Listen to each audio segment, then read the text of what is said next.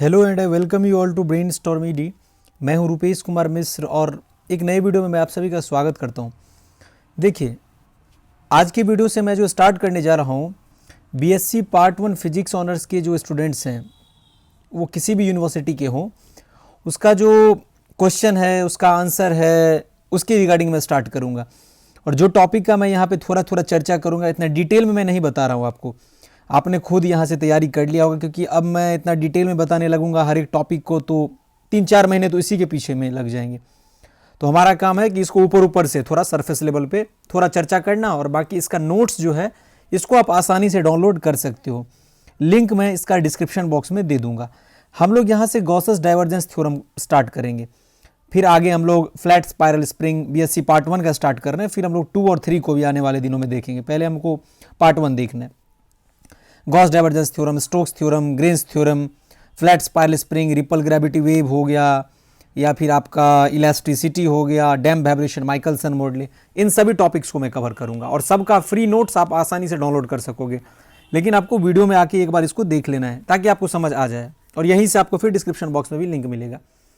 तो पहला हमारा टॉपिक क्या है? गॉस का डाइवर्जेंस थ्योरम। ये पूछा जाता है आपका 5 मार्क्स में भी और 15 मार्क्स में भी बीएससी में।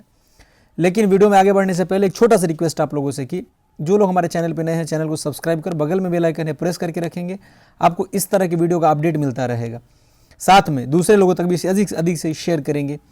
टेलीग्राम ग्रुप का लिंक मैंने डिस्क्रिप्शन बॉक्स में दे रखा है, उसको आपको ज्वाइन कर लेना है। वहाँ पर आपको यूनिवर्सिटी का अपडेट, नोट्स, मटेरियल सब कुछ भेजा जाता है, तो टेलीग्राम ग्रुप को ज्वाइन कर लेना है। और व्हाट्सएप ग्रुप भी दिया है, तो व्हाट्सएप ग्रुप भी आप ज्वाइन कर सकते हो, जिसमें आपको सुविधा हो।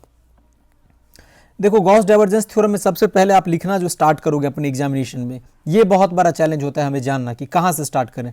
तो सबसे पहले तो आप यहाँ पे अपना मेंशन करोगे किस ग्रुप का आप क्वेश्चन सॉल्व कर रहे हो। Suppose group A, question number कितना है वो आप यहाँ पे मेंशन करोगे। क्वेश्चन नंबर जैसे 5 है तो 5 लिख दोगे, और फिर स्टार्ट करना है। जैसे सपोज डेफिनेशन, तो यहाँ पर आप लिखोगे DEFINITION definition. If a close surface S vector encloses a volume V in a vector field A, अगर आपने वेक्टर फील्ड, स्केलर फील्ड पढ़ा होगा तो ये आपको पता होगा। यहाँ से मैं थोड़ा थोड़ा बताऊंगा, इसको ज़्यादा डिटेल में नहीं जा रहा हूँ, पहले मैं बता चुका हूँ। Than the surface integral, surface integral मतलब होता है 2 इंटीग्रेशन, वॉल्यूम मतलब होता है 3 इंटीग्रेशन, और लाइन मतलब होता है 1 integration of normal component of A vector over the entire surface S vector is equal to the volume integral of divergence of A over the volume V enclosed by S. Divergence, curl और gradient का concept आपको पता होना चाहिए, because divergence में आपका कैसे लिखा जाता है। अगर हम डाइवर्जेंस ए लिखें तो इसको लिखा जा सकता है ऐसे, देखो डाइवर्जेंस ए।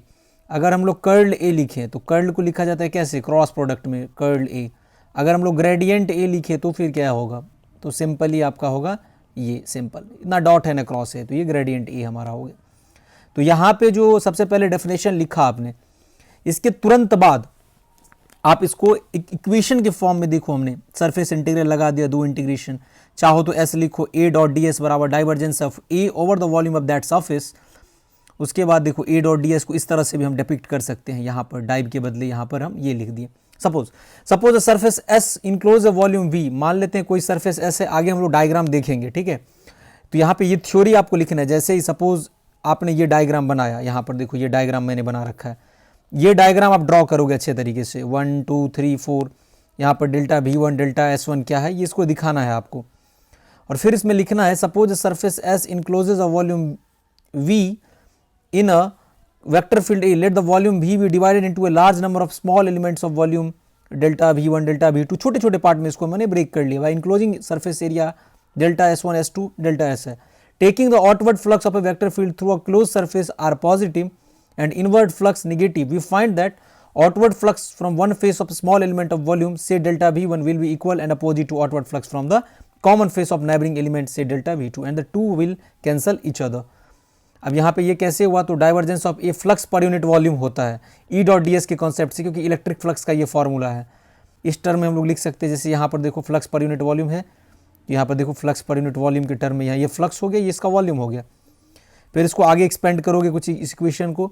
लेकिन हाँ देखो, यहाँ पे ये वाला जो आप है ना, इसको ब्रैकेट में आप घेर दोगे तो एग्जामिनर को पता चल जाएगा। यहाँ पे व्हेन डेल्टा वी आई बराबर D V and infinite number of small volume elements are involve, तो delta V I tends to 0। यहाँ तक एक्सपेंड हम लोग कर लिया। फिर देखो divergence of A delta V है, divergence of A D V हो गया।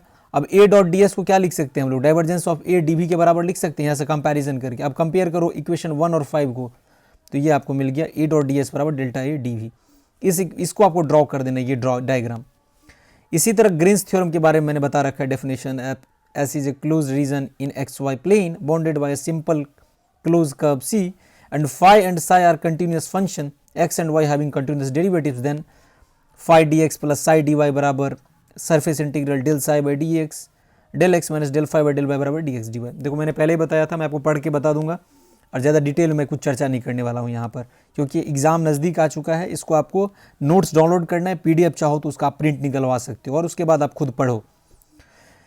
एस बराबर close region in x Y plane, यहाँ पे प्रूफ में सबसे पहले आपको इस तरह से स्टार्ट करना है, ज़्यादा कहानी नहीं लिखना है, पॉइंट वाइज आपको एग्जामिनेशन में लिखना पड़ेगा। एग्जामिनर जो है एक यही एक्सपेक्ट करता है स्टूडेंट से कि पॉइंट वाइज आप लिखो और सटीक लिखो और ज़्यादा कट वगैरह पेपर पे नहीं लगाना है। यहाँ पे ये पॉइंट आप मेंशन करोगे, ए वेक्टर बराबर फाई आई प्लस वाई जे, अगर और टर्म रहता तो फिर जेड के, है ना, के यूनिट वेक्टर।